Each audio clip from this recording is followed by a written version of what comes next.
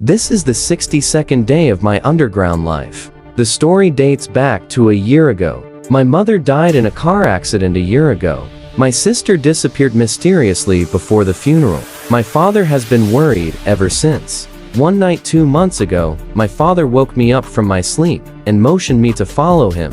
He took me to the supermarket. He pushed open an empty shelf, and an underground entrance appeared under the shelf. My father held a flashlight and helped me slowly enter the underground space. After entering the underground, he turned on the switch, and the bright light allowed me to see the underground space clearly. After my father's introduction, I learned that this underground space is about 140 square meters, and the decoration is similar to that of an ordinary home. There is a bedroom, a study, and a toilet, and the rest of the space is filled with various sundries, mainly including food, water, and daily necessities. The bedroom is about 10 square meters. In addition to a bed, there is also a wardrobe, which contains clothes and quilts for all seasons. The study is larger than the bedroom, with a desk, and there are 2 desktop computers and a notebook on the desk. Opposite the desk is a wall of books of all kinds, with some CDs at the bottom.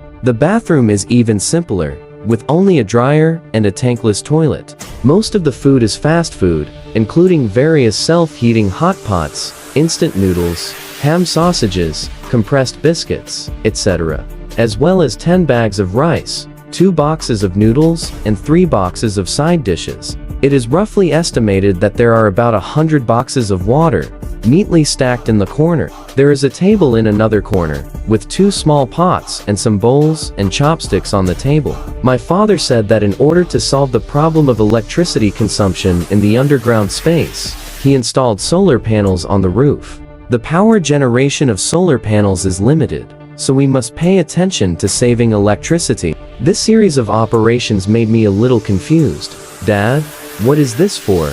My father pulled me to sit down at the dining table.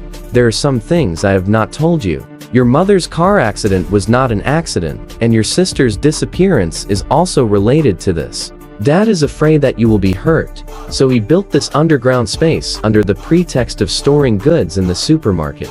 You must remember that no matter what happens, you must wait until I bring your sister back. Otherwise, we will all die. Bring your sister back?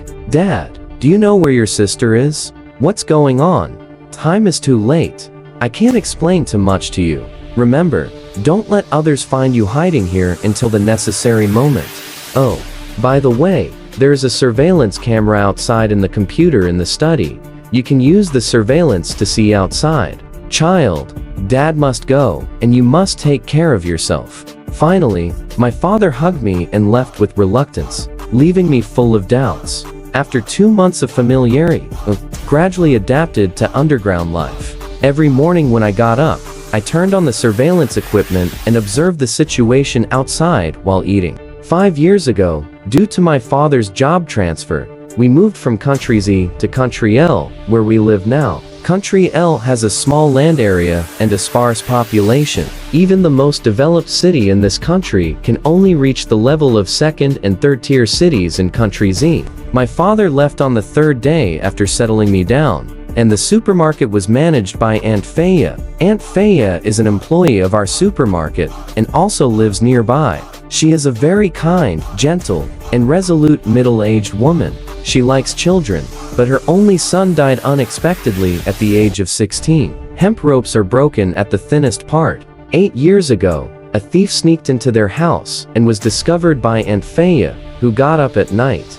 In order to prevent waking up other people in the house, the thief knocked Faya unconscious and fled in a hurry, but still woke up Gail, who was sleeping. Gail saw his lover lying on the ground, chased him out angrily, raised his gun, and shot the fleeing thief to death on the street. And then Gail was sentenced to 8 years and 3 months. My supermarket is located on the outermost side of the road, close to the street and the road. The 1st floor is the supermarket, and my home is on the top floor of this building. My father installed many surveillance cameras around the supermarket and on the roof. I can know the big and small things outside through these surveillance cameras. The man stood awkwardly at the door of the supermarket, tidying up his clothes and hairstyle with the help of the reflection on the glass, and then entered solemnly, standing behind Aunt Faya, and whispered, "Dear, I'm back." Aunt Faya turned around in disbelief and found that the person behind her was the one she thought about day and night. She stood there at a loss. Why didn't you tell me that you came out in advance? I didn't clean up well today." Gail hugged her lover. "I want to give you a surprise. No need to clean up. You will always be the most beautiful little girl in my heart." Hearing this, Aunt Faya couldn't help it anymore. Hiding in her husband's arms, sobbing, telling about the grievances of these years, Gail stroked his wife's head like comforting a child until she calmed down. Since Uncle Gail came back, Aunt Faya's smile has obviously increased. The neighbors all joked that she had taken some magic medicine to restore her youthful vitality. After turning off the surveillance, I was sincerely happy for Faya. From then on, she was no longer alone. This feeling of happiness occupied my heart, and I went back to the bedroom and fell asleep. I don't know how long it took. I woke up from my sleep. I dreamed that my father and sister were back, and my mother didn't leave.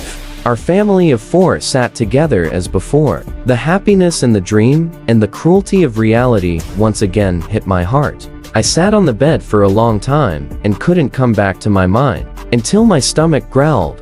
I got out of bed and prepared to find something to eat. Because I didn't feel like it, I just made some noodles and mixed them with some beef sauce. As I ate, the loneliness in my heart rose again. I was so lonely. So I brought the noodles to the surveillance and pretended that everyone was with me.